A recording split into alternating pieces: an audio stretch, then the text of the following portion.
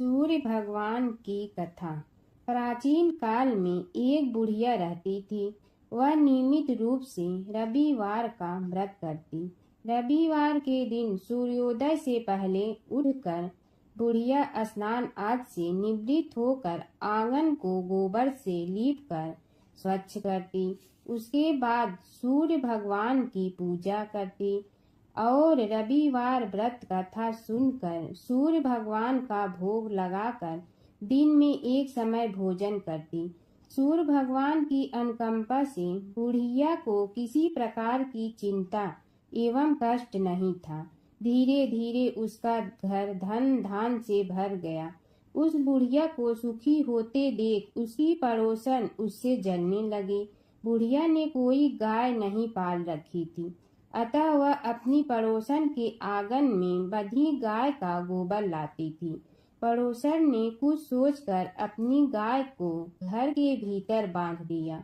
रविवार को गोबर न मिलने से बुढ़िया अपना आंगन नहीं लीप सकी। आंगन न लीप पाने के कारण उस बुढ़िया ने सूर्य भगवान को भोग नहीं लगाया और उस दिन स्वयं भी भोजन नहीं किया। सूर्यास्त होने पर बुढ़िया भूखी प्यासी सो गई। प्रातः काल सूर्योदय से पूर्व उस बुढ़िया की आँख खुली तो वह अपने घर के आंगन में सुंदर गाय और बछड़े को देखकर हैरान हो गई। गाय को आंगन में बांधकर उसने जल्दी से उसे चारा लाकर खिलाया। पड़ोसन ने उस बुढ़िया के आंगन में बंधी सुंदर गाय और बछड़े को देखा तो वह उससे और अधिक जलने लगी। तभी गाय ने सोने का गोबर किया। गोबर को देखते ही पड़ोसन की आंखें फट गईं। पड़ोसन ने उस बुढ़िया को आस पास न पाकर तुरंत उस गोबर को उठाया और अपने घर ले गई तथा अपनी गाय का गोबर वहां रख आई। सोने के गोबर से पड़ोसन कुछ ही दिनों में धनवान हो गई। गाय प्रतिदिन सूर्योदय से पूर्व सोने का गोबर किया करती थी और बुढ़िया के उठने के पहले पड़ोसन उस गोबर को उठा कर ले जाती थी। बहुत दिनों तक बुढ़िया को सोने के गोबर के बारे में कुछ पता ही नहीं चला। बुढ़िया पहले की तरह हर रविवार को भगवान सूर्य देव का व्रत करती रही और कथा सुनती रही। लेकिन सूर्य भगवान को जब पड़ोसन की चालाकी का पता चला तो उन्होंने तेज आंधी चलाई। आंधी का प्रकोप देखकर बुढ़िया ने गाय को घर के भीतर बांध दिया। सुबह उठकर बुढ़िया ने सोने का गोबर देखा। उसे बहुत आश्चर्य हुआ। उस दिन के बाद बुढ़िया गाय को घर के भीतर बांधने लगी। सोने के गोबर से बुढ़िया कुछ ही दिन में बहुत धनी हो गई। उस बुढ़िया के धनी होने से पड़ोसन बुरी तरह जल भुन कर राख हो गई और उसने अपने पति को समझा बुझाकर उसे नगर के राजा के पास भेज दिया। सुंदर गाय को देखकर राजा बहुत खुश हुआ। सुबह जब राजा ने सोने का गोबर देखा तो उसके आश्चर्य का ठिकाना न रहा।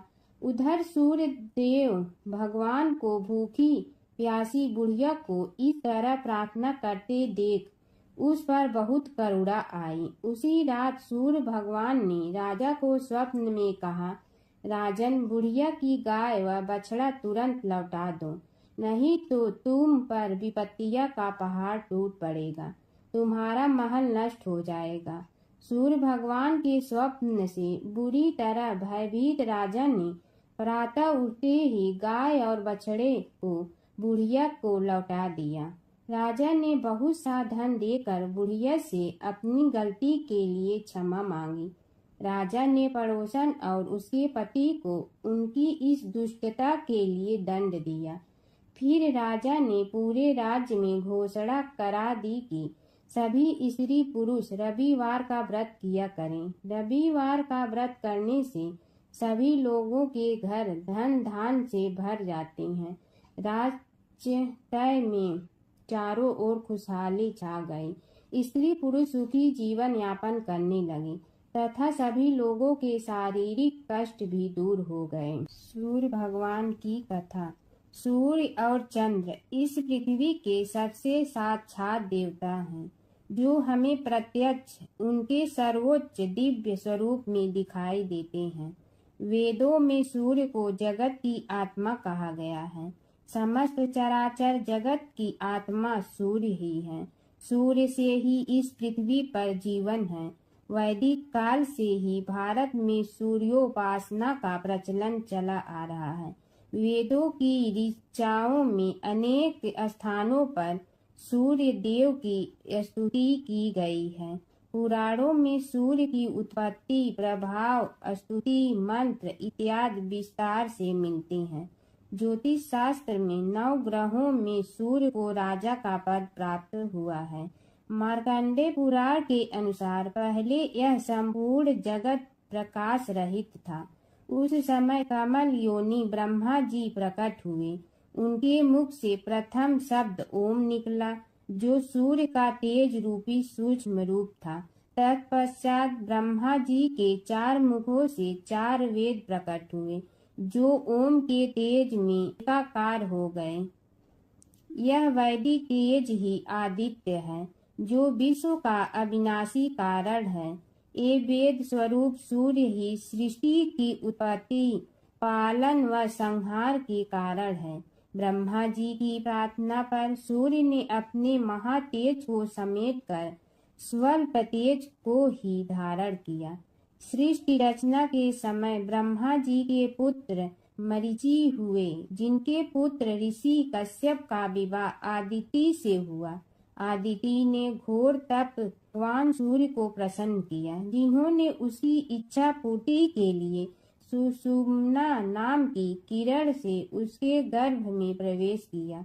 गर्भावस्था में भी अदिति चंद्रायण जैसे कठिन व्रतों का पालन करती थी। ऋषि राज कश्यप ने क्रोधित होकर आदिति से कहा, तुम इस तरह उपवास रखकर गर्भस्थ शिशु को क्यों मारना चाहती हो? यह सुनकर देवी आदिति ने गर्भ के बालक को उदर से बाहर कर दिया, जो अपने अत्यंत दिव्य तेज से प्रज्वलित हो रहा था। भगवान सूर्य शिशु रूप में उस गर्भ से प्रकट हुए। आदिति को मारीच अंडम कहा जाने का कारण यह बालक मार्तंड नाम से प्रसिद्ध हुआ। ब्रह्मा पुराण में अदिति के गर्भ से जन्मे सूर्य के अंश को विवस्वान कहा गया। एक समय की बात है, एक भाई बहन रहते थे। बहन का नियम था कि वह अपने भाई का चेहरा देखते ही खाना खाती थी। हर रोज वह सुबह उठती थी और जल्दी जल्दी सारा काम करके अपने भाई का मुंह देखने के लिए उसके घर जाती थी। एक दिन रास्ते में एक पीपल के नीचे गणेश जी की मूर्ति रखी थी। उसने भगवान के सामने हाथ जोड़कर कहा कि मेरे जैसा अमर सुहाग और मेरे जैसा अमर पीहर सबको दीजिए। यह कहकर वह आगे बढ़ जाती है। जंगल के झाड़ियों के कांटे उसके पैरों में चुभा करते थे। एक दिन भाई के घर पहुंची और भाई का मुंह देखकर बैठ गई, तो भाभी ने पूछा, पैरों में क्या हो गया है? यह सुनकर उसने भाभी को जवाब दिया कि रास्ते में जंगल के झाड़ियों के गिरे हुए कांटे पांव में चुभ गए हैं। जब वह वापस अपने घर आ जाए तब भाभी ने अपने पति से कहा कि रास्ते को साफ करवा दो, आपकी बहन के पांव में बहुत सारे कांटा चुभ गए हैं। भाई ने तब कुल्हाड़ी लेकर सारी झाड़ियों को काटकर रास्ता साफ कर दिया, जिससे गणेश जी का स्थान भी वहां से हट गया। यह देखकर भगवान गुस्सा हो गए और उसके भाई के प्राण हर लिए। लोग अंतिम संस्कार के लिए जब भाई को ले जा रहे थे तब उसकी भाभी रोते हुए लोगों से कही, थोड़ी देर रुक जाओ, उसकी बहन आने वाली है। वह अपने भाई का मुंह देखे बिना नहीं रह सकती है, उसका यह नियम है। तब लोगों ने कहा, आज तो देख लेगी पर कल कैसे देखेगी? रोज दिन की तरह बहन अपने भाई का मुंह देखने के लिए जंगल में निकली। तब जंगल में उसने देखा कि सारा रास्ता साफ किया हुआ है। जब वह आगे बढ़ी तो उसने देखा कि सिद्ध विनायक को भी वहां से हटा दिया गया है। तब उसने जाने से पहले गणेश जी को एक अच्छे स्थान पर रखकर उन्हें स्थान दिया और हाथ जोड़कर बोली, भगवान, मेरे जैसा अमर सुहाग और मेरे जैसा अमर पीहर सबको देना। और फिर बोलकर आगे निकल गई। भगवान सोचने लगे, अगर इसकी नहीं सुनी तो हमें कौन मानेगा, हमें कौन पूजेगा। तब सिद्ध विनायक ने उसे आवाज दी, बेटी, इस खेजड़ी की 7 पत्तियां लेकर जा और उसे कच्चे दूध में धोकर भाई के ऊपर छींटा मार देना, वह उठकर बैठ जाएगा। यह सुनकर जब पीछे मुड़ी तो वहां कोई नहीं था। फिर वह यह सोचने लगी कि ठीक है, जैसा सुना वैसा कर लेती हूँ।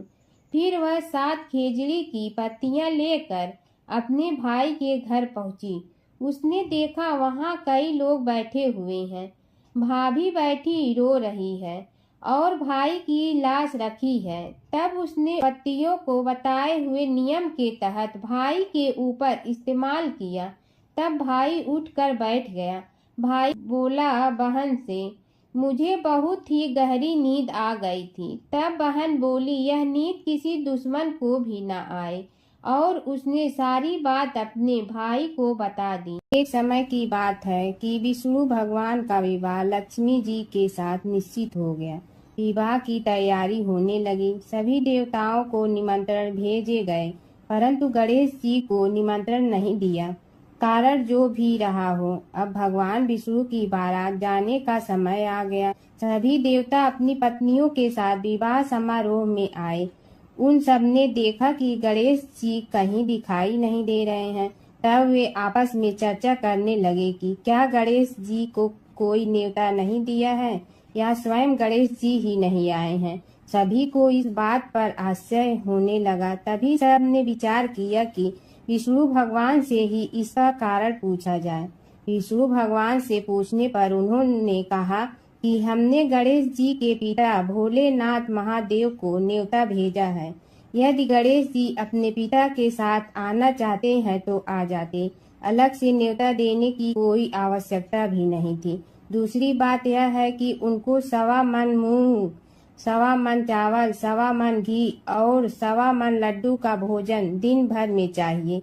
यदि गणेश जी नहीं आएंगे तो कोई बात नहीं, दूसरे के घर जाकर इतना सारा खाना पीना अच्छा भी नहीं लगता। इतनी वार्ता कर ही रहे थे कि किसी एक ने सुझाव दिया, यदि गणेश जी आ भी जाए तो उनके द्वारपाल बनाकर बैठा देंगे कि आप घर की याद रखना। आप तो चूहे पर बैठकर धीरे धीरे चलोगे तो बारात से बहुत पीछे रह जाओगे। यह सुझाव भी सबको पसंद आ गया तो विष्णु भगवान ने भी अपनी सहमति दे दी। होना क्या था कि इतने में गणेश जी वहां आ पहुंचे और उन्हें समझा बुझा कर घर की रखवाली करने बैठा दिया गया। बारात चल रही थी। तब नारद जी ने देखा कि गणेश जी तो दरवाजे पर ही बैठे हुए हैं। तो वे गणेश जी के पास गए और रुकने का कारण पूछा। गणेश जी कहने लगे कि विष्णु भगवान ने मेरा बहुत अपमान किया है। नारद जी ने कहने लगे कि अपनी मूसक देना को आगे भेज दे तो वह रास्ता खोद देगी, जिससे उनके वाहन धरती में धंस जाएंगे। तब आपको सम्मान पूर्वक बुलाना पड़ेगा। अब तो गणेश जी ने अपनी मूसक सेना जल्दी से आगे भेज दी और सेना ने जमीन पोली कर दी। जब बारात वहां से निकली तो रथों के पहिए धरती में धंस गए। लाख कोशिश करे परंतु पहिए नहीं निकले। सभी ने अपने अपने उपाय किए परंतु पहिए तो नहीं निकले, बल्कि जगह जगह से टूट गए। किसी की समझ में नहीं आ रहा था कि अब क्या किया जाए। तब तो नारद जी ने कहा, आप लोगों ने गणेश जी का अपमान करके अच्छा नहीं किया। यदि उन्हें मना कर लाया जाए तो आपका कार्य सिद्ध हो सकता है और यह संकट टल सकता है। शंकर भगवान ने अपने दूत नंदी को भेजा और वे गणेश जी को लेकर आए। गणेश जी का आदर सम्मान के साथ पूजन किया। तब कहीं रथ के पहिए निकले। अब रथ के पहिए निकल के परंतु टूट फूट गए तो उन्हें सुधारे गए पास के खेत में खाती काम कर रहा था। उसे बुलाया गया। खाती अपना कार्य करने के पहले श्री गणेशाय नमः कहकर गणेश जी की वंदना मन ही मन करने लगा। देखते ही देखते खाती ने सभी पहियों को ठीक कर दिया। तब खाती कहने लगा कि हे देवताओं, आपने सर्वप्रथम गणेश जी को नहीं मनाया होगा और न ही उनकी पूजन की होगी, इसीलिए तो आपके साथ यह संकट आया है। हम तो मूर्ख अज्ञानी हैं, फिर भी पहले गणेश जी को पूजते हैं, उनका ध्यान करते हैं। आप लोग तो देवतागण हैं, फिर भी आप गणेश जी को कैसे भूल गए? अब आप लोग भगवान श्री गणेश जी की जय बोल कर जाएं तो आपके सब काम बन जाएंगे और संकट कट जाएंगे। ऐसा कहते हुए बारात वहां से चल दी और विष्णु भगवान को लक्ष्मी जी के साथ विवाह संपन्न करा के सभी सकुशल घर लौट आए। हे गणेश जी महाराज, आपने विष्णु को जैसे कारज सारियो ऐसे कारज सबको सिद्ध कर जो। बोलो गजानन भगवान की जय। गणेश और बुढ़िया माई की कथा। एक बुढ़िया थी, वह बहुत ही गरीब और दृष्टिहीन थी। उसके एक बेटा और बहू थे। वह बुढ़िया सदैव गणेश जी की पूजा किया करती थी। एक दिन गणेश जी प्रकट होकर उस बुढ़िया से बोले, बुढ़िया माँ, तू जो चाहे सो मांग ले। बुढ़िया बोली, मुझे तो मांगना नहीं आता, कैसे और क्या मांगूं? तब गणेश जी बोले, अपने बहू बेटे से पूछ कर मांग ले। तब बुढ़िया ने अपने बेटे से कहा, गणेश जी कहते हैं तू कुछ मांग ले, बता मैं क्या मांगूं? पुत्र ने कहा, माँ तू धन मांग ले। बहू से पूछा तो बहू ने कहा, नाती मांग ले। तब बुढ़िया ने सोचा कि ये तो अपने अपने मतलब की बात कर रहे हैं, अतः उस बुढ़िया ने पड़ोसन से पूछा तो उन्होंने कहा, बुढ़िया तू तो थोड़े दिन जियोगी, क्यों तू धन मांगो और क्यों नाती मांगे? तू तो अपनी आँखों की रोशनी मांग ले, जिससे तेरी जिंदगी आराम से कट जाए।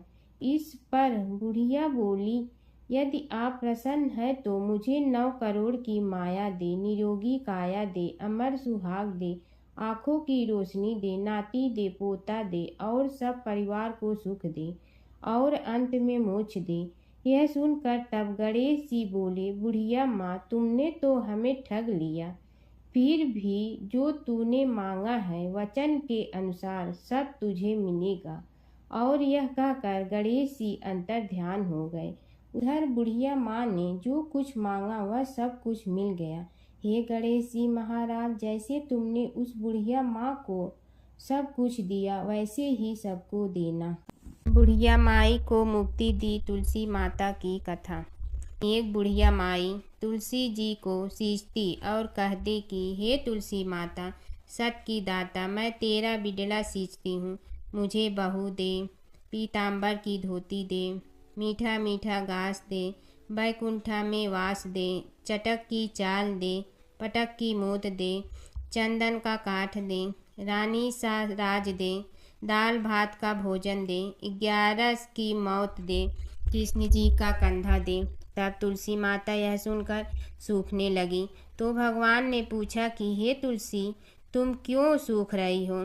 तुलसी माता ने कहा कि एक बुढ़िया रोज आती है और यही बात कह जाती है, मैं सब बात तो पूरा कर दूंगी, लेकिन कृष्ण का कंधा कहाँ से लाऊंगी?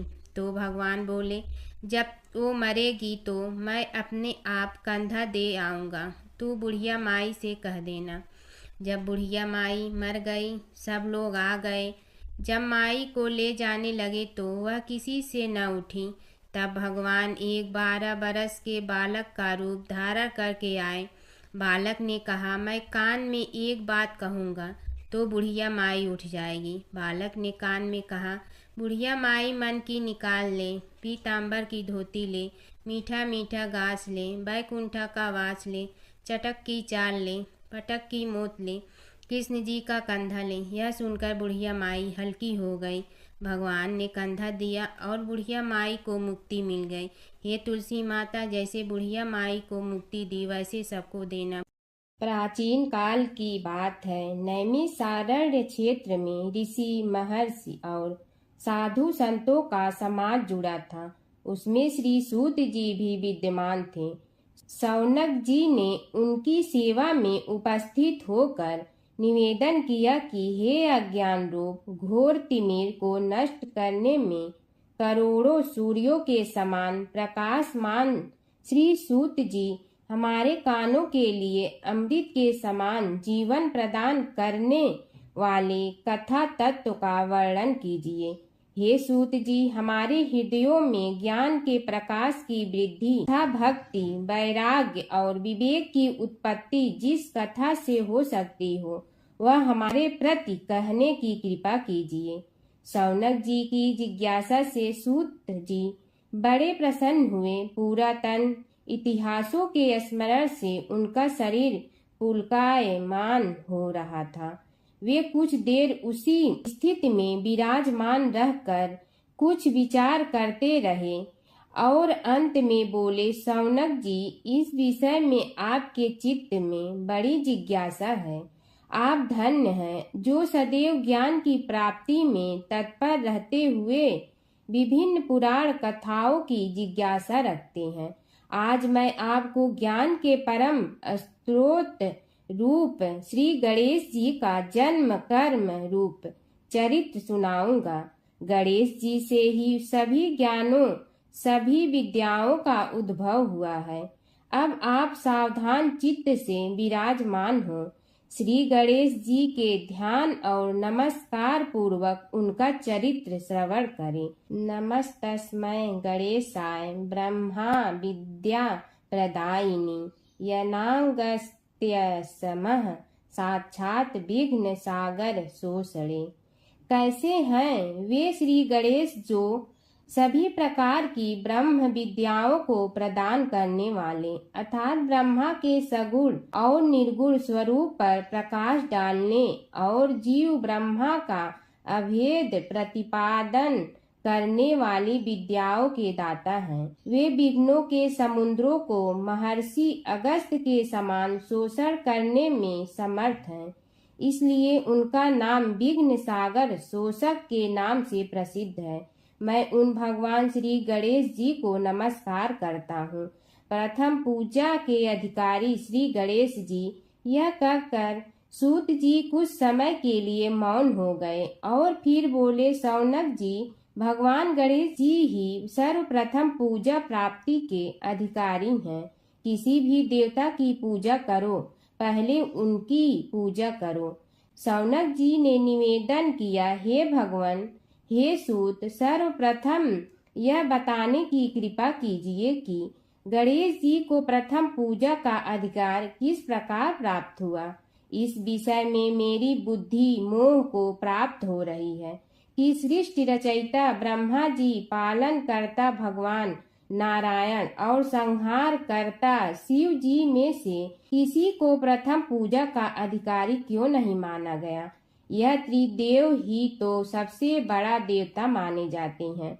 सूत जी ने कहा, शौनक जी, यह भी एक रहस्य ही है। देखो, अधिकार मांगने से नहीं मिलता, इसके लिए योग्यता होनी चाहिए।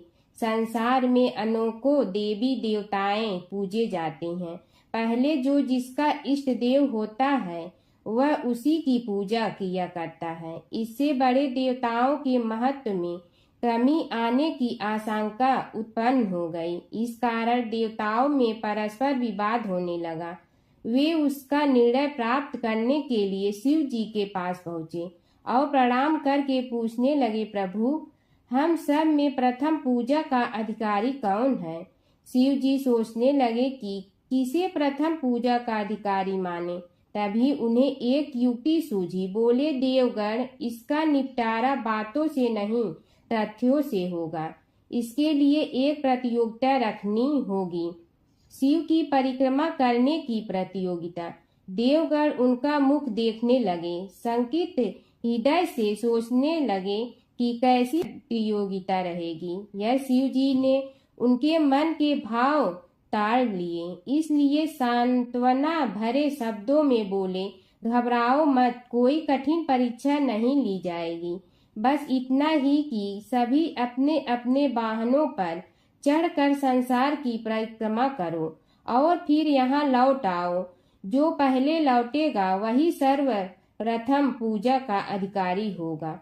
अब क्या देर थी, सभी अपने अपने वाहन पर चढ़कर दौड़ पड़े। किसी का वाहन गजराज था तो किसी का सिंह, किसी का भैंसा तो किसी का मृग, किसी का हंस तो किसी का उल्लू, किसी का अश्व तो किसी का श्वान। अभिप्राय यह है कि वाहनों को विविधता के दर्शन उस समय जितने भले प्रकार से हो सकते थे उतने अन्य समय में नहीं। सबसे गया बीता वाहन गणेश जी का था मूषक, उससे चूहा भी कहते हैं। ऐसे वाहन के बल भरोसे इस प्रतियोगिता में सफल होना तो क्या, सम्मिलित होना भी हास्यास्पद है। गणेश जी ने सोचा, छोड़ो, क्या होगा प्रतियोगिता में भाग लेने से, हम तो यहाँ बैठे रह कर ही तमाशा देखेंगे। वे बहुत देर तक विचार करते रहे। अंत में उन्हें एक युक्ति सूझी। शिव जी स्वयं ही जगदाता हैं, यह संसार उन्हीं का प्रतिबिंब है, तब क्यों न इन्हीं की परिक्रमा कर ली जाए। इनकी परिक्रमा करने से ही संसार की परिक्रमा हो जाएगी। ऐसा निश्चय कर उन्होंने मूषक पर चढ़कर शिव जी की परिक्रमा की और उनके समक्ष जा पहुँचे। शिव जी ने कहा, तुमने परिक्रमा पूर्ण कर ली? उन्होंने उत्तर दिया, जी हाँ। शिव जी सोचने लगे कि इसे तो यहीं घूमते हुए देखा, फिर परिक्रमा कैसे कराया। देवताओं का परिक्रमा करके लौटना आरंभ हुआ और उन्होंने गणेश जी को वहां बैठे देखा तो माथा ठनक गया। फिर भी साहस करके बोले, अरे तुम विश्व की परिक्रमा के लिए नहीं गए? गणेश जी ने कहा, अरे मैं कब का यहाँ आ गया। देवता बोले, तुम्हें तो कहीं भी नहीं देखा। गणेश जी ने उत्तर दिया, देखते कहाँ से, समस्त संसार शिव जी में विद्यमान है। इनकी परिक्रमा करने से ही संसार की परिक्रमा पूर्ण हो गई। सूत जी बोले, शौनक, इस प्रकार गणेश जी ने अपनी बुद्धि के बल पर ही विजय प्राप्त कर ली। उनका कथन सत्य था, इसलिए कोई विरोध करता भी तो कैसे। बस उसी दिन से गणेश जी की प्रथम पूजा होने लगी। प्राचीन काल की बात है। नैमिषारण्य क्षेत्र में ऋषि, महर्षि और साधु संतों का समाज जुड़ा था। उसमें श्री सूत जी भी विद्यमान थे। शौनक जी ने उनकी सेवा में उपस्थित होकर निवेदन किया कि हे अज्ञान रूप घोर तिमिर को नष्ट करने में करोड़ों सूर्यों के समान प्रकाशमान श्री सूत जी हमारे कानों के लिए अमृत के समान जीवन प्रदान करने वाले कथा तत्व का वर्णन कीजिए।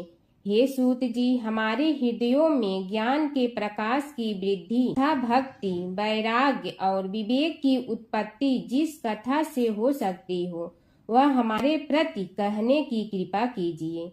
शौनक जी की जिज्ञासा से सूत जी बड़े प्रसन्न हुए। पूरा तन इतिहासों के स्मरण से उनका शरीर पुलकायमान हो रहा था।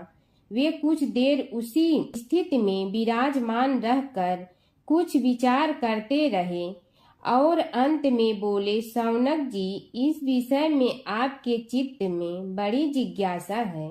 आप धन्य हैं जो सदैव ज्ञान की प्राप्ति में तत्पर रहते हुए विभिन्न पुराण कथाओं की जिज्ञासा रखते हैं। आज मैं आपको ज्ञान के परम स्रोत रूप श्री गणेश जी का जन्म कर्म रूप चरित्र सुनाऊंगा। गणेश जी से ही सभी ज्ञानों, सभी विद्याओं का उद्भव हुआ है। अब आप सावधान चित्त से विराजमान हो। श्री गणेश जी के ध्यान और नमस्कार पूर्वक उनका चरित्र श्रवण करें। नमस्तस्मै गणेशाय ब्रह्मा विद्या प्रदायिनी यनागस्त्यसमः साक्षात विघ्न सागर शोषणे। कैसे हैं वे श्री गणेश जो सभी प्रकार की ब्रह्म विद्याओं को प्रदान करने वाले अर्थात ब्रह्मा के सगुण और निर्गुण स्वरूप पर प्रकाश डालने और जीव ब्रह्मा का अभेद प्रतिपादन करने वाली विद्याओं के दाता हैं। वे विघ्नों के समुद्रों को महर्षि अगस्त्य के समान शोषण करने में समर्थ हैं, इसलिए उनका नाम विघ्न सागर शोषक के नाम से प्रसिद्ध है। मैं उन भगवान श्री गणेश जी को नमस्कार करता हूँ।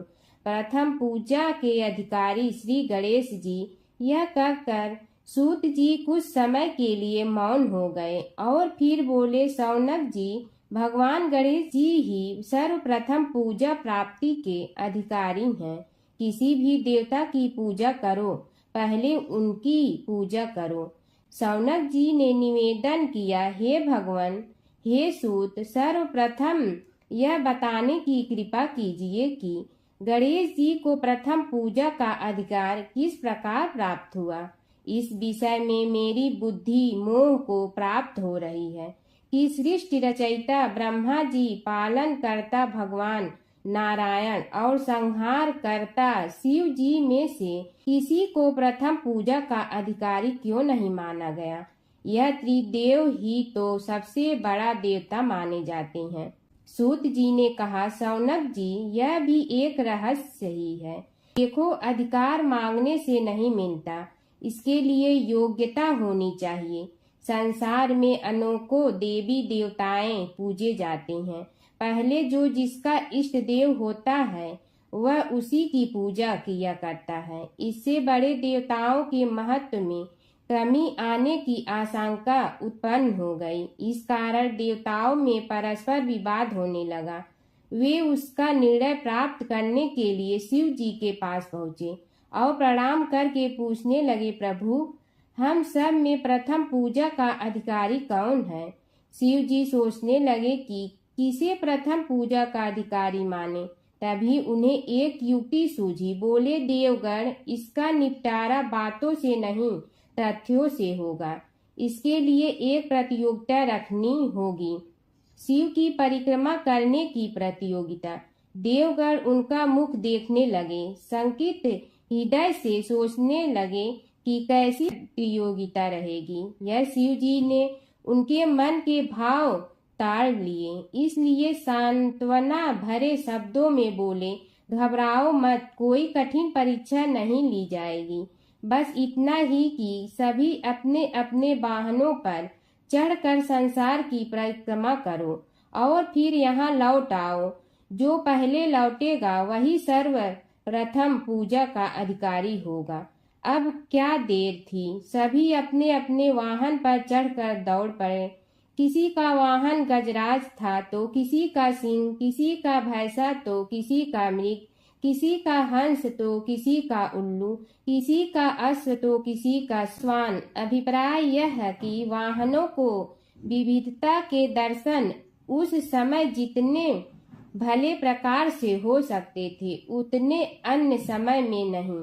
सबसे गया बीता वाहन गणेश जी का था मूषक, उससे चूहा भी कहते हैं। ऐसे वाहन के बल भरोसे इस प्रतियोगिता में सफल होना तो क्या, सम्मिलित होना भी हास्यास्पद है। गणेश जी ने सोचा, छोड़ो, क्या होगा प्रतियोगिता में भाग लेने से, हम तो यहाँ बैठे रहकर ही तमाशा देखेंगे। वे बहुत देर तक विचार करते रहे। अंत में उन्हें एक युक्ति सूझी। शिव जी स्वयं ही जगदाता हैं, यह संसार उन्हीं का प्रतिबिंब है, तब क्यों न इन्हीं की परिक्रमा कर ली जाए। इनकी परिक्रमा करने से ही संसार की परिक्रमा हो जाएगी। ऐसा निश्चय कर उन्होंने मूषक पर चढ़कर शिव जी की परिक्रमा की और उनके समक्ष जा पहुँचे। शिव जी ने कहा, तुमने परिक्रमा पूर्ण कर ली। उन्होंने उत्तर दिया, जी हाँ। शिव जी सोचने लगे कि इसे तो यहीं घूमते हुए देखा, फिर परिक्रमा कैसे कराया। देवताओं का परिक्रमा करके लौटना आरंभ हुआ और उन्होंने गणेश जी को वहां बैठे देखा तो माथा ठनक गया।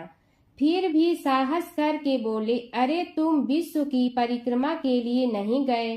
गणेश जी ने कहा, अरे मैं कब का यहाँ आ गया। देवता बोले, तुम्हें तो कहीं भी नहीं देखा। गणेश जी ने उत्तर दिया, देखते कहाँ से, समस्त संसार शिव जी में विद्यमान है। इनकी परिक्रमा करने से ही संसार की परिक्रमा पूर्ण हो गई। सूत जी बोले, शौनक, इस प्रकार गणेश जी ने अपनी बुद्धि के बल पर ही विजय प्राप्त कर ली। उनका कथन सत्य था, इसलिए कोई विरोध करता भी तो कैसे। बस उसी दिन से गणेश जी की प्रथम पूजा होने लगी। हरि अनंत हरि चरित अनंता। सूत जी बोले, हे शौनक जी, यह एक तथ्य है कि गणेश जी ही उसके पात्र हैं।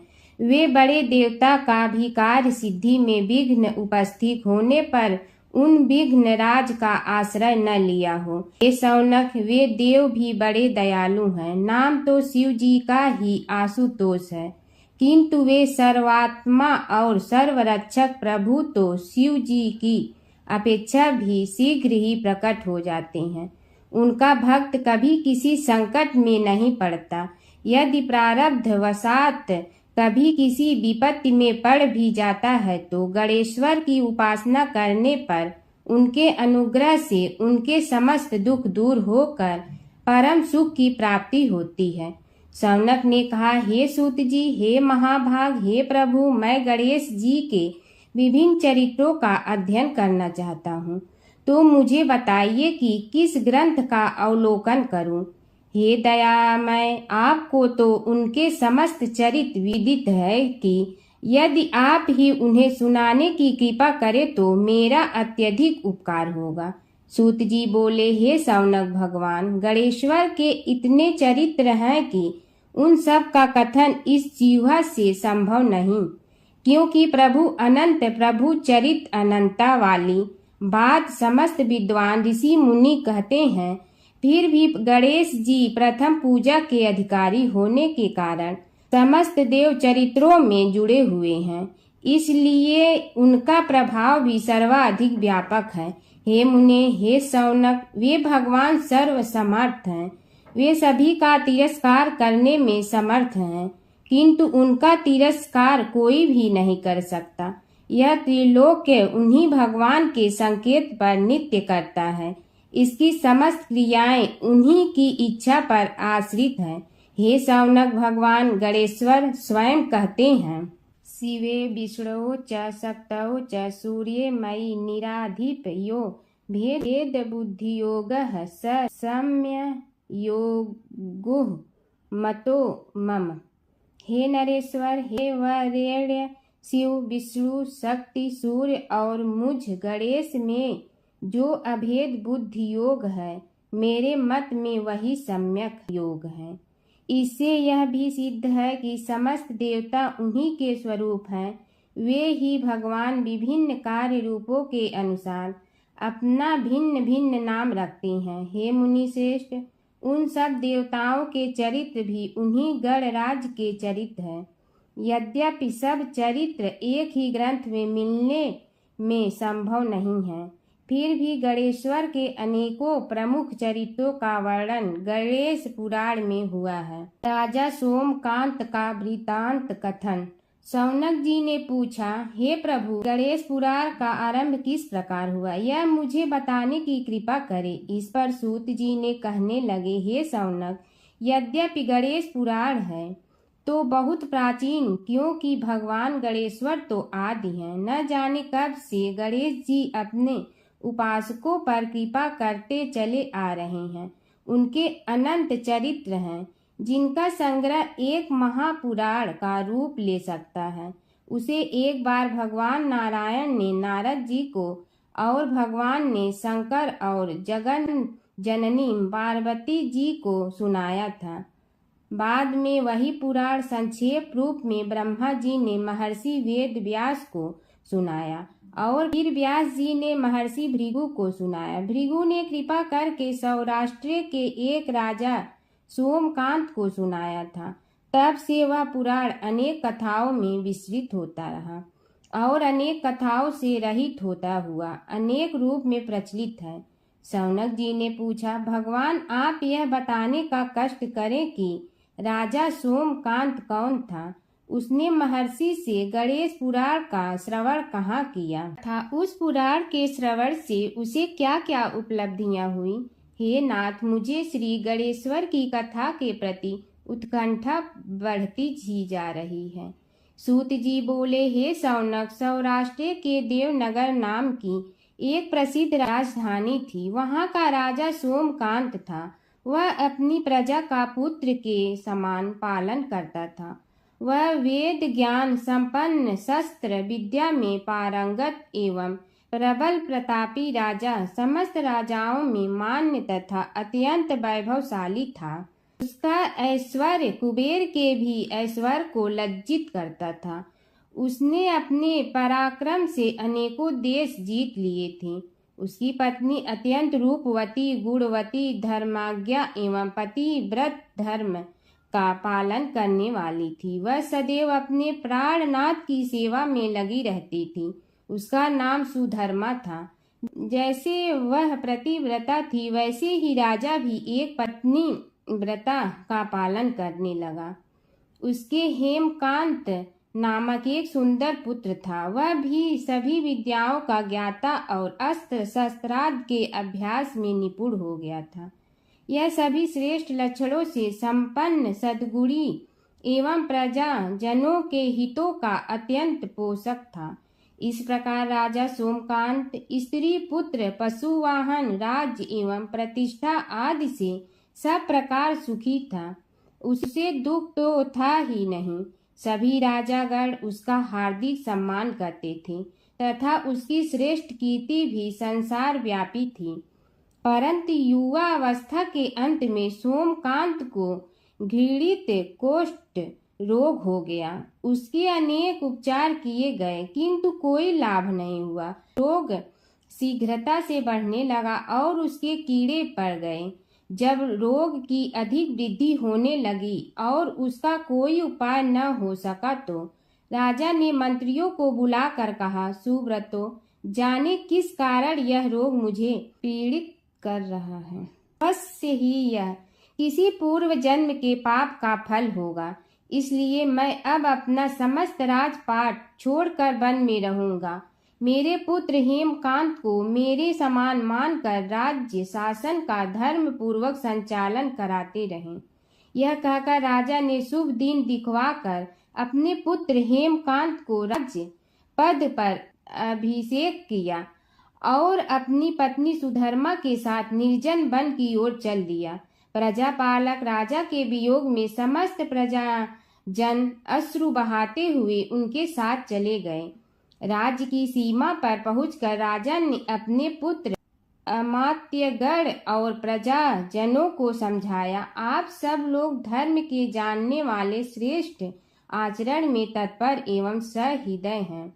यह संसार तो वैसे भी परिवर्तनशील है। जो आज है वह कल नहीं था और आने वाले कल में भी नहीं रहेगा। इसलिए मेरे जाने से दुख का कोई कारण नहीं है। मेरे स्थान पर मेरा पुत्र सभी कार्यों को करेगा। इसलिए आप सब उसके अनुशासन में रहते हुए उसे सदैव सम्मान करते रहें। फिर पुत्र से कहा, बेटा, यह स्थिति सभी के समझ आती रही है। हमारे पूर्व पुरुष भी परंपरागत रूप से वृद्धावस्था आने पर वन में जाते रहे हैं। मैं कुछ समय पहले ही वन में जा रहा हूँ, तो कुछ पहले या पीछे जाने में कोई अंतर नहीं पड़ता। यदि कुछ वर्ष बाद जाऊं तब भी मोह का त्याग करना ही होगा। इसलिए हे वत्स, तुम दुखित मत हो और मेरी आज्ञा मानकर राज्य शासन को ठीक प्रकार चलाओ। ध्यान रखना, क्षत्रिय धर्म का कभी त्याग न करना और प्रजा को सदा सुखी रखना।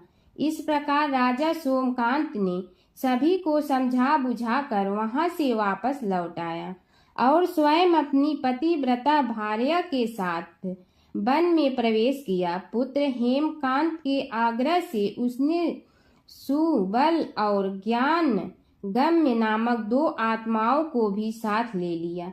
उन सब ने एक समतल एवं सुंदर स्थान देखकर वहां विश्राम किया तभी उन्हें एक मुनि कुमार दिखाई दिया। राजा ने उससे पूछा, तुम कौन हो, कहाँ रहते हो, यदि उचित समझो तो मुझे बताओ। मुनि बालक ने कोमल वाणी में कहा, मैं महर्षि भृगु का पुत्र हूँ। मेरा नाम च्यवन है। हमारा आश्रम निकट में ही है। अब आप भी अपना परिचय दीजिए। राजा ने कहा, मुनि कुमार, आपका परिचय पाकर मुझे बड़ी प्रसन्नता हुई। मैं सौराष्ट्र के देवनगर नामक राज्य का अधिपति रहा हूँ। अब अपने पुत्र को राज्य देकर मैंने अरण्य की शरण ली है। मुझे कुष्ठ रोग अत्यंत पीड़ित किए हुए हैं। उसकी निवृत्ति का कोई उपाय करने वाला हो तो कृपा कर मुझे बताइए। मुनि कुमार ने कहा, मैं अपने पिताजी से अपना वृतांत कहता हूँ, फिर वे जैसा कहेंगे आपको बताऊंगा। यह कहकर मुनि बालक चला गया और कुछ देर में ही आकर बोला, राजन, मैंने आपका वृतांत अपने पिताजी को बताया। उनकी आज्ञा हुई है कि आप सब मेरे साथ आश्रम में चलकर उनसे भेंट करें, तभी आपके रोग के विषय में भी विचार किया जाएगा। राजा सोमकांत के पूर्व जन्म का वृत्तांत भृगु द्वारा वर्णन। राजा अपनी पत्नी और अमात्यों के सहित च्यवन के साथ साथ भृगु आश्रम में जा पहुंचा और उन्हें प्रणाम कर बोला, हे भगवान, हे महर्षि, मैं आपकी शरण हूँ। आप मुझ कुष्ठी पर कृपा कीजिए। महर्षि बोले, राजन, यह तुम्हारे किसी पूर्व जन्म कृत पाप का ही उदय हो गया है। इसका उपाय मैं विचार करके बताऊंगा। आज तो तुम सब स्नान आदि से निवृत्त होकर रात्रि विश्राम करो। महर्षि की आज्ञा अनुसार सबने स्नान भोजन आदि के उपरांत रात्रि व्यतीत की और प्रातः काल स्नान आदि नित्य कर्मों से निवृत्त होकर महर्षि की सेवा में उपस्थित हुए। महर्षि ने कहा, राजन, मैंने तुम्हारे पूर्व जन्म का वृतांत जान लिया हूँ और यह भी विदित कर लिया है कि किस पाप के फल से तुम्हें इस रोग की प्राप्ति हुई है। यदि तुम चाहो तो उसे सुना दूं। राजा ने हाथ जोड़कर निवेदन किया, बड़ी कृपा होगी मुनिनाथ, मैं उसे सुनने के लिए उत्कंठित हूँ।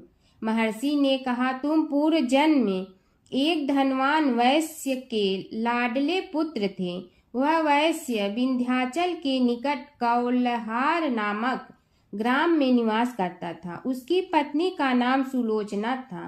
तुम उसी वैश्य दंपत के पुत्र हुए। तुम्हारा नाम कामद था। तुम्हारा लालन पालन बड़े लाड चाव से हुआ। उन्होंने तुम्हारा विवाह एक अत्यंत सुंदरी वैश्य कन्या से कर दिया था, जिसका नाम कुटुम्बिनी था। यद्यप तुम्हारी भार्या सुशीला थी और तुम्हें सदैव धर्म में निरत देखना चाहती थी, किंतु तुम्हारा स्वभाव वासनांध होने के कारण दिन प्रतिदिन उज्जवल होता जा रहा था। किंतु माता पिता भी धार्मिक थे, इसलिए उनके सामने तुम्हारी उज्ज्वलता दबी रही। परंतु माता पिता की मृत्यु के बाद तुम निरंकुश हो गए और अपनी पत्नी की बात भी नहीं मानते थे। तुम्हें अनाचार में प्रवृत्त देखकर उसे दुख होता था, तो भी उसका कुछ बस न चलता था। तुम्हारी उन्मत्तता चरम सीमा पर थी। अपनों से भी द्वेष और क्रूरता का व्यवहार किया करते थे। हत्या आदि कराते थे। तुम्हारे लिए सामान्य बात हो गई। पीड़ित व्यक्तियों ने तुम्हारे विरुद्ध राजा से पुकार की। अभियोग चला और तुम्हें राज्य की सीमा से भी बाहर चले जाने का आदेश हुआ। तब तुम घर छोड़कर किसी निर्जन वन में रहने लगे। उस समय तुम्हारा कार्य लोगों को लूटना और हत्या करना ही रह गया। एक दिन माध्याह्न काल था। गुणवर्धक नामक एक विद्वान ब्राह्मण उधर से निकला। बेचारा अपनी पत्नी को लिवाने के लिए ससुराल जा रहा था। तुमने उस ब्राह्मण युवक को पकड़कर लूट लिया। प्रतिरोध करने पर उसे मारने लगे तो वह चित्कार करने लगा, मुझे मत मार, मत मार, देख मेरा दूसरा विवाह हुआ है। मैं पत्नी को लेने के लिए जा रहा हूँ। किंतु तुम तो क्रोधवश में ऐसे लीन हो रहे थे कि तुमने उसकी बात सुनकर भी नहीं सुनी। जब उसे मारने लगे तो उसने श्राप दे दिया, अरे हत्यारे, मेरी हत्या के पाप से तो सहस्त्र कल्प तक घोर नरक भोगोगे। तुमने उसकी कोई चिंता न की और सिर काट लिया। राजन, तुमने ऐसी ऐसी एक नहीं बल्कि अनेक निरीह हत्याएं की थी, जिनकी गणना करना भी पाप है। इस प्रकार इस जन्म में तुमने घोर पाप कर्म किए थे, किंतु बुढ़ापा आने पर जब अशक्त हो गए तब तुम्हारे साथ जो क्रूर कर्मा थे वे भी किनारा कर गए। उन्होंने सोच लिया कि अब तो इसे खिलाना भी पड़ेगा, इसलिए मरने दो यहीं। अमोघ प्रभाव गणेश उपासना का कथन। राजन, अब तुम निरालंब थे, चल फिर तो सकते ही नहीं थे। भूख से पीड़ित रहने के कारण रोगों ने भी घेर लिया। उधर से जो कोई निकलता तुम्हें घृणा की दृष्टि से देखता हुआ चला जाता। तब तुम आहार की खोज में बड़ी कठिनाई से चलते हुए एक जीर्ण शीर्ण देवालय में पहुंचा। उसमें भगवान गणेश्वर की प्रतिमा विद्यमान थी। तब न जाने किस पुण्य के उदय होने से तुम्हारे मन में गणेश जी के प्रति भक्ति भाव जागृत हुआ। तुम निराहार रहकर उनकी उपासना करने लगे। उससे तुम्हें सब कुछ मिला और रोग भी कम हुआ। राजन, तुमने अपने साथियों की दृष्टि बचाकर बहुत सा धन एक स्थान पर गाड़ दिया था। अब तुमने उस धन को उसे देवालय के जीर्णोद्धार में लगाने का निश्चय किया। शिल्पी बुलाकर उस मंदिर को सुंदर और भव्य बनवा दिया। इस कारण कुख्याति सुख्याति में बदलने लगी। फिर यथा समय तुम्हारी मृत्यु हुई। यमदूतों ने पकड़कर तुम्हें यमराज के समक्ष उपस्थित किया। यमराज तुमसे बोले, जीव, तुमने पाप और पुण्य दोनों ही किए हैं और दोनों का ही भोग तुम्हें भोगना है, किंतु पहले पाप का फल भोगना चाहते हो पुण्य का। इसके उत्तर में तुमने प्रथम अपने पुण्य कर्मों के भोग की इच्छा प्रकट की और इसीलिए उन्होंने तुम्हें राजकुल में जन्म लेने के लिए भेज दिया।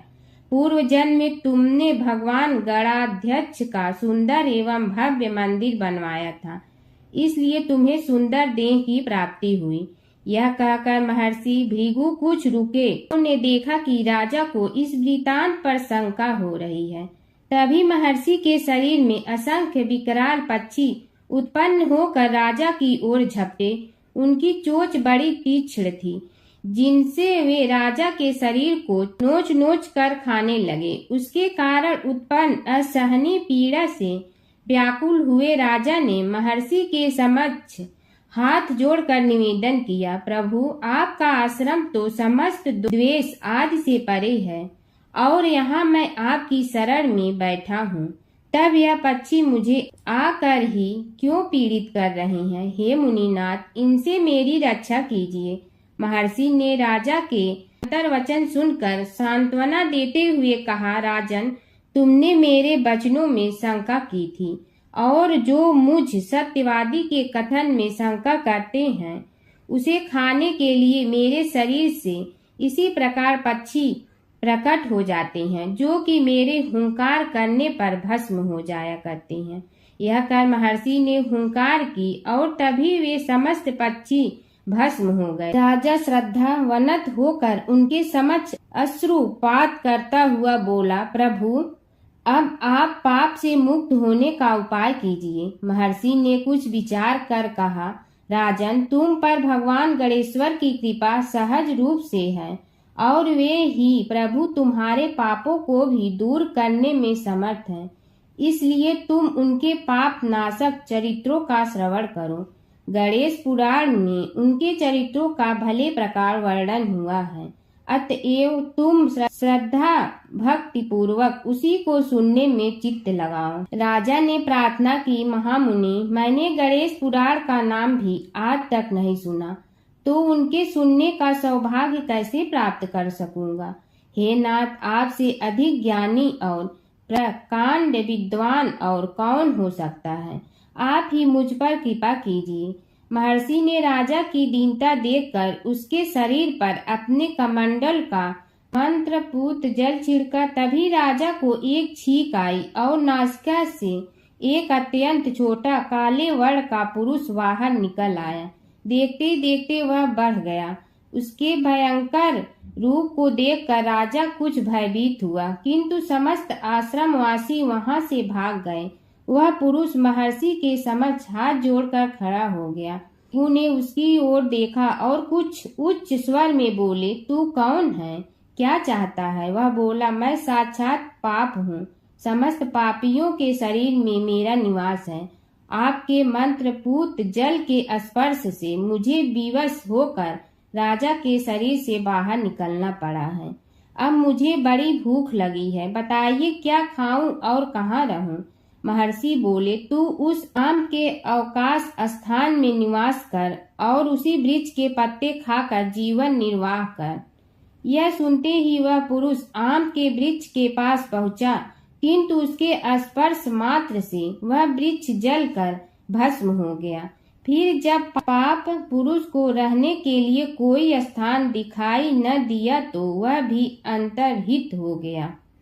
एक बार अपने पुत्र के खातिर भगवान शिव और श्री कृष्ण के बीच छिड़ गया था प्रलयंकारी युद्ध। भगवान शिव जहाँ प्रलय के देवता हैं, वहीं श्री कृष्ण पालन करता। दोनों के कारण ही यह जगत सुचारू रूप से चल रहा है और दोनों महाशक्तिशाली हैं। लेकिन कभी आपने सोचा है कि अगर कभी दोनों में युद्ध हुआ तो उसका इस संसार पर क्या असर पड़ेगा और दोनों में से विजयी कौन होगा? चलिए जानते हैं एक पौराणिक कथा जहां इन दोनों के भयंकर युद्ध का वर्णन मिलता है। पौराणिक कथा के अनुसार एक बार राजा बलि के सबसे बड़े पुत्र बाणासुर ने शिवपुत्र कार्तिकेय की सुंदरता से मोहित होकर भगवान शिव का पुत्र बनने की इच्छा जताई। उसने भगवान शिव की कठोर तपस्या की, जिसके बाद शिव जी ने उसे अपने पुत्र के रूप में स्वीकार कर लिया। एक समय ऐसा आया जब बाणासुर की पुत्री उषा को श्री कृष्ण के पुत्र अनिरुद्ध से प्रेम हो गया। उषा की मायावी मित्र अप्सरा चित्रलेखा ने अनिरुद्ध और उषा का गंधर्व विवाह करा दिया। जब बाणासुर को यह बात पता चली तो उसने अनिरुद्ध का अपहरण कर उसे अपना बंदी बना लिया। फिर क्या था, श्री कृष्ण ने अपनी पूरी सेना के साथ बाणासुर की नगरी पर धावा बोल दिया। श्री कृष्ण और बाणासुर का युद्ध। बाणासुर श्री कृष्ण की नारायणी सेना से अकेले नहीं लड़ सकता था, इसलिए उसने भगवान शिव से मदद मांगी। अब युद्ध में श्री कृष्ण की नारायणी सेना के विरुद्ध बाणासुर की सेना के साथ भगवान शिव और कुमार कार्तिकेय भी लड़ रहे थे। युद्ध इतना भयानक था कि एक पल को लगा कि भगवान शंकर ने अग्निशस्त्र से गरुड़ पर सवार श्री कृष्ण, बलराम और प्रद्युम्न मारे गए। लेकिन उसी समय श्री कृष्ण ने वरुणास्त्र का प्रयोग कर महादेव के अग्नेस्त्र को शांत कर दिया। फिर शिव जी के अस्त्रों के जवाब में श्री कृष्ण ने वैष्णवास्त्र का प्रयोग किया, जिससे संपूर्ण जगत अंधकार में डूब गया। गुस्से में भगवान शंकर ने 4 पंखा वाला बाण अपने हाथ में ले लिया तो श्री कृष्ण ने जीभरास्त्र उठाया। इस तरह यह युद्ध समय के साथ विकराल हो गया और इस युद्ध से समस्त सृष्टि में हाहाकार मच गया। तब ब्रह्मा जी को युद्ध रोकने आना पड़ा। उन्होंने दोनों को सारी स्थिति स्पष्ट की कि किस प्रकार उनके युद्ध से संसार का विनाश हो रहा है। उनके समझाने के बाद महादेव युद्ध में पीछे हट गए, लेकिन कार्तिकेय और बाणासुर भगवान श्री कृष्ण से युद्ध करते रहे। जब श्री कृष्ण ने बाणासुर को परास्त किया अंत में भगवान श्री कृष्ण ने युद्ध में बाणासुर को पराजित करने के लिए अपना सुदर्शन चक्र प्रयोग किया और उसकी मदद से बाणासुर के सहस्त्र भुजाओं को काट डाला। जैसे ही श्री कृष्ण अपने चक्र से उसका वध करने लगे, कार्तिकेय के साथ महादेव वहां फिर से पहुंच गए, लेकिन इस बार उन्होंने युद्ध करने के बजाय श्री कृष्ण से बाणासुर को माफ करने का अनुरोध किया। भगवान शिव ने श्री कृष्ण से कहा कि मैंने इसे अभय दान दिया है, इसलिए अगर आप इसका वध कर देंगे तो मेरा वचन झूठा पड़ जाएगा। शिव जी के ऐसा कहने पर श्री कृष्ण ने बाणासुर को क्षमा कर दिया और अनिरुद्ध उषा सहित अपनी पूरी सेना लेकर वहां से चल दिए। बाणासुर को आज भी अजर अमर माना जाता है और बाद में भगवान शिव के उसे अपने गढ़ों में शामिल कर लिया। वैशाख मास में विविध वस्तुओं के दान का महत्व तथा वैशाख स्नान के नियम। नारद जी कहते हैं, वैशाख मास में धूप से तपे और थके मादे ब्राह्मणों को श्रम नाशक सुगत पलंग देकर मनुष्य कभी जन्म मृत्यु आदि के क्लेशों से कष्ट नहीं पाता। जो वैशाख मास में पहनने के लिए कपड़े और बिछावन देता है, वह उसी जन्म में सब भोगों से संपन्न हो जाता है और समस्त पापों से रहित हो ब्रह्मा निर्वाण मोक्ष को प्राप्त होता है। जो तिनके की बनी हुई या अन्य खजूर आदि के पत्तों की बनी हुई चटाई दान करता है, उसकी उस चटाई पर साक्षात भगवान विष्णु शयन करते हैं। चटाई देने वाला बैठने और बिछाने आदि में सब ओर से सुखी रहता है। जो सोने के लिए चटाई और कंबल देता है, वह उतने ही मात्र से मुक्त हो जाता है। निद्रा से दुख का नाश होता है, निद्रा से थकावट दूर होती है और वह निद्रा चटाई पर सोने वाले को सुखपूर्वक आ जाती है। धूप से कष्ट पाए हुए श्रेष्ठ ब्राह्मण को जो सूक्ष्मतर वस्त्र दान करता है, वह पूर्ण आयु और परलोक में उत्तम गति को पाता है। जो पुरुष ब्राह्मण को फूल और रोड़ी देता है, वह लौकिक भोगों का भोग करके मोक्ष को प्राप्त होता है। जो खस कुश और जल से वासित चंदन देता है, वह सब भोगों में देवताओं की सहायता पाता है तथा उसके पाप और दुख की हानि होकर परमानंद की प्राप्ति होती है। वैशाख के धर्म को जानने वाला जो पुरुष गोरोचन और कस्तूरी का दान करता है, वह तीनों पापों से मुक्त होकर परम शांति को प्राप्त होता है। जो विश्रामशाला बनवाकर प्याऊ सहित ब्राह्मण को दान करता है, वह लोकों का अधिपति होता है। जो सड़क के किनारे बगीचा, पोखरा, कुआं और मंडप बनवाता है, वह धर्मात्मा है। उसे पुत्रों की क्या आवश्यकता है। उत्तम शास्त्र का श्रवण, तीर्थ यात्रा, सत्संग, जल दान, अन्न दान, पीपल का वृक्ष लगाना तथा पुत्र, इन 7 को विज्ञ पुरुष संतान मानते हैं। जो वैशाख मास में तापनाशक तक्र दान करता है, वह इस पृथ्वी पर विद्वान और धनवान होता है। धूप के समय मट्ठे के समान कोई दान नहीं, इसलिए रास्ते के थके मादे ब्राह्मण को मट्ठा देना चाहिए।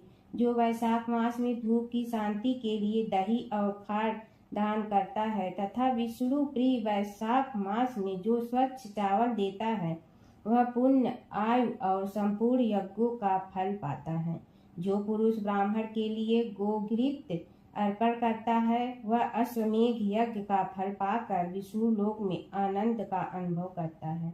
जो दिन के ताप की शांति के लिए स्वयं काल में ब्राह्मण को यूख दान करता है, उसको अक्षय पुण्य प्राप्त होता है। जो वैशाख मास में शाम को ब्राह्मण के लिए फल और शरबत देता है, उससे उसके पितरों को निश्चय ही अमृत पान का अवसर मिलता है। जो वैशाख के महीने में पके हुए आम के फल के साथ शरबत देता है, उसके सारे पाप निश्चय ही नष्ट हो जाती हैं।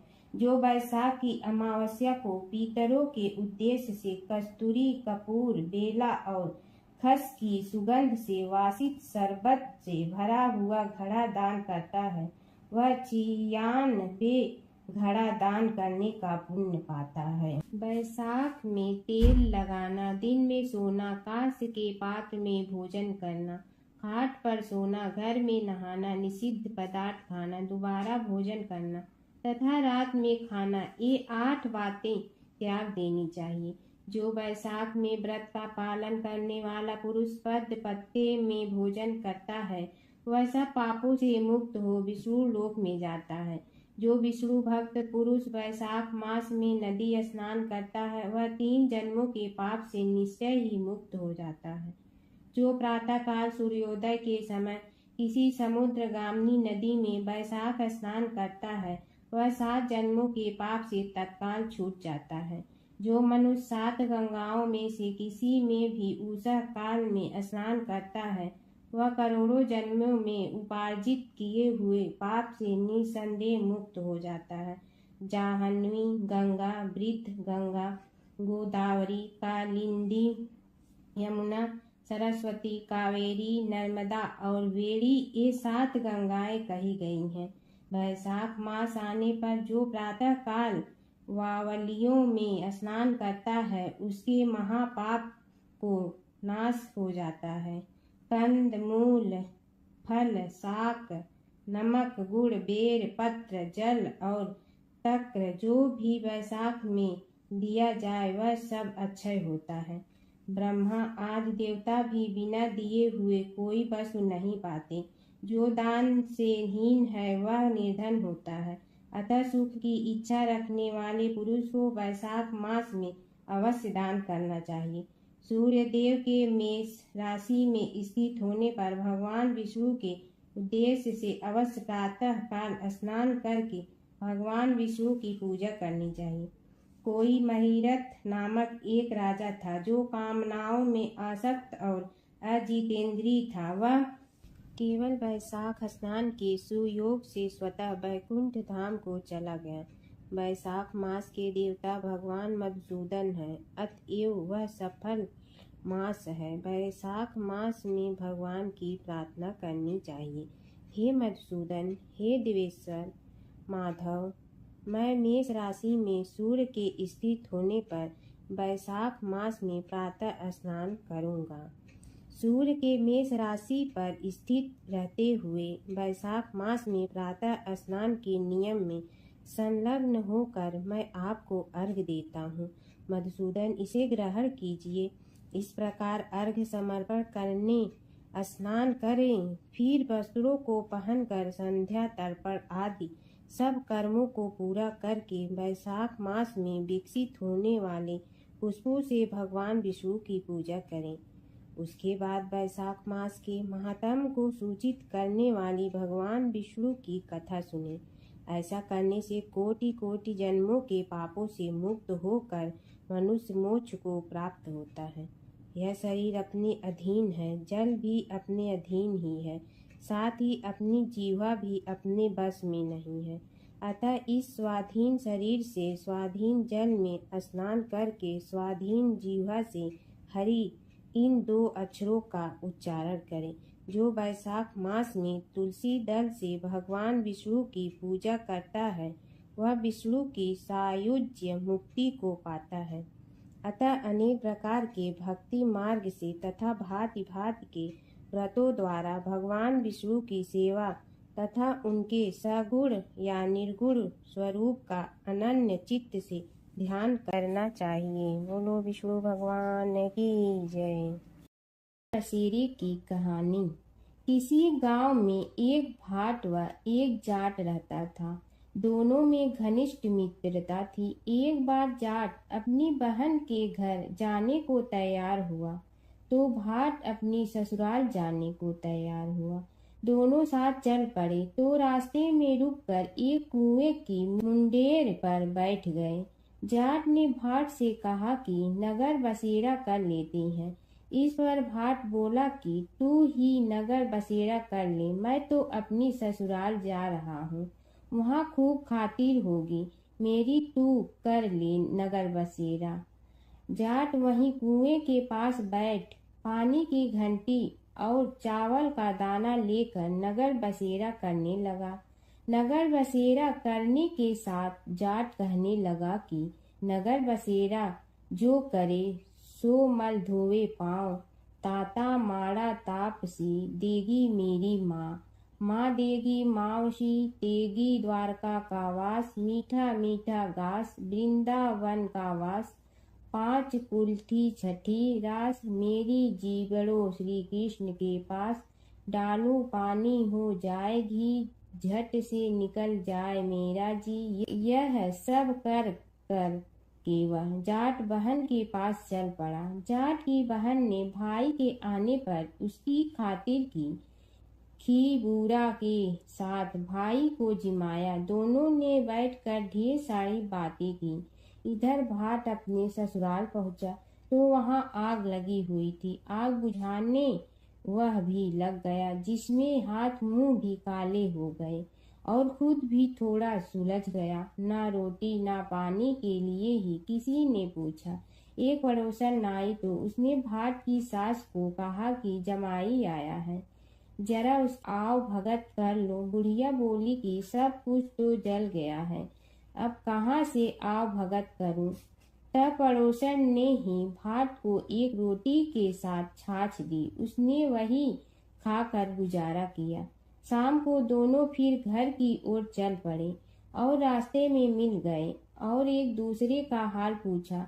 भाट बोला कि मेरी ससुराल में तो आग लगी हुई थी, आग बुझाते मैं खुद काला हो गया हूँ, ना रोटी मिली ना पानी। जाट बोला कि मेरी तो बहुत खातिर हुई। फिर बोला कि मैंने कहा था ना कि नगर बसेरा कर ले, आ अब कर ले, लेकिन भाट ने फिर मना कर दिया। कहने लगा कि चाहे रोटी दे या न दे, तेरी तो माँ है, दही चूरमा का पेड़ा धरा पाएगा। भाट ने फिर नगर बसेरा नहीं किया, जाट ने कर लिया। नगर बसेरा जो करे सो मल धोवे पाँव, ताता माड़ा तापसी देगी मेरी माँ। माँ देगी मावशी देगी द्वारका का वास, मीठा मीठा घास वृंदावन का वास। 5 कुल्ठी छठी रास मेरा जीवड़ो श्री कृष्ण के पास। डालू पानी हो जाए घी झट से निकल जाए मेरा जी। करके वह चल पड़ा। घर पहुँचते ही जाट की मावशी ने बहुत लाड प्यार किया। उधर भाट घर गया तो उसकी भैंस खो गई थी। बाप एक लाठी रखे तो दूसरी उठाए और कहने लगा कि ससुराल गया तो आग लगा दी, अब यहाँ आया तो भैंस खो दी। बाप ने कहा कि पहले भैंस लेकर आ, तभी रोटी पानी मिलेगा। सारा दिन भाट भैंस ढूंढता रहा, लेकिन उसे भैंस नहीं मिली। जाट और भाट की मुलाकात फिर से बाजार में हो गई। जाट ने भाट के हाल चाल पूछे तो भाट बोला कि आते ही भैंस खो गई, बस उसी दिन से भैंस ढूंढ रहा हूँ। रोटियां का तो पूछो ही मत। जाट ने कहा कि मैंने तो पहले ही कहा था कि नगर बसेरा कर ले। जाट की बात सुनकर भाट बोला कि तेरे नगर बसेरे में इतनी ताकत है तो चल अब कर लेते हैं। दोनों ने बैठकर नगर बसेरा किया। नगर बसेरा जो करे सो मल धोवे पाँव, ताता माड़ा तापसी देगी मेरी माँ। माँ देगी मावशी देगी द्वारका का वास, मीठा मीठा घास वृंदावन का वास। 5 कुल्ठी छठी रास मेरा जीवड़ो श्री कृष्ण के पास। डालू पानी हो जाए घी झट से निकल जाए मेरा जी। दोनों के नगर बसेरा करने पर भाट जैसे ही आगे बढ़ा तो उसकी खोई भैंस मिल गई, जिसे लेकर घर पहुंचा। घर पहुंचते ही माँ ने कहा कि लड़के को आते ही घर से निकाल दिया, सारे दिन से एक भूखा प्यासा भटक रहा है। यह कहकर उसकी माँ ने उसको खूब खिलाया पिलाया। इस घटना के बाद सारे नगर में ढिंढोरा पिटवा गया कि कब कोई अपने पीहर या सास से आते जाते नगर बसेरा करें। जैसे भाट को नगर बसेरा करने का फल मिला, वैसे ही हर किसी को मिले। हर व्रत कथा के साथ पढ़ी और सुनी जाने वाली लपसी तपसी की यह कहानी। एक लपसी था, एक तपसी था। तपसी हमेशा भगवान की तपस्या में लीन रहता था। लपसी रोजाना 1.25 सेर की लपसी बनाकर भगवान का भोग लगाकर जीम लेता था। एक दिन दोनों लड़ने लगे। तपसी बोला, मैं रोज़ भगवान की तपस्या करता हूँ, इसलिए मैं बड़ा हूँ। लप्सी बोला, मैं रोज़ भगवान को 1.25 सेर लपसी का भोग लगाता हूँ, इसलिए मैं बड़ा हूँ। नारद जी वहाँ से गुजर रहे थे। दोनों को लड़ता देखकर उनसे पूछा कि तुम क्यों लड़ रहे हो। तपसी ने खुद के बड़ा होने का कारण बताया और लप्सी ने अपना कारण बताया। नारद जी बोले, तुम्हारा फैसला मैं करूँगा। दूसरे दिन लप्सी और तपसी नहाकर अपनी रोज की भक्ति करने आए तो नारद जी ने छुपकर 1.25 करोड़ की एक एक अंगूठी उन दोनों के आगे रख दी। तपसी की नज़र उस अंगूठी पर पड़ी जो उसने चुपचाप अंगूठी उठाकर अपने नीचे दबा ली। तब लप्सी की नज़र अंगूठी पर पड़ी, लेकिन उसने ध्यान नहीं दिया। भगवान को भोग लगाकर लप्सी खाना खाने लगा। नारद जी सामने आए तो दोनों ने पूछा कि कौन बड़ा, तो नारद जी ने तपसी से खड़ा होने को कहा। वो खड़ा हुआ तो उसने नीचे दबी अंगूठी दिखाई पड़ी। नारद जी ने लप्सी से कहा, तपस्या करने के बाद भी तुम्हारी चोरी करने की आदत नहीं गई, इसलिए लप्सी बड़ा है और तुम्हें तुम्हारी तपस्या का कोई फल भी नहीं मिलेगा। तपसी शर्मिंदा होकर माफ़ी मांगने लगा। उसने नारद जी से पूछा, मुझे मेरी तपस्या का फल कैसे मिलेगा। नारद जी ने कहा, यदि कोई गाय और कुत्ते की रोटी नहीं बनाएगा तो फल तुम्हें मिलेगा। यदि कोई ब्राह्मण को भोजन करवा कर दक्षिणा नहीं देगा तो फल तुम्हें मिलेगा। यदि कोई साड़ी के साथ ब्लाउज नहीं देगा तो फल तुझे मिलेगा। यदि कोई दिए से दिया जलाएगा तो फल तुम्हें मिलेगा। यदि कोई सारी कहानी सुने लेकिन तुम्हारी कहानी नहीं सुने तो फल तुझे मिलेगा। उसी दिन से हर व्रत कथा कहानी के साथ लप्सी तपसी की कहानी भी सुनी और कही जाती है।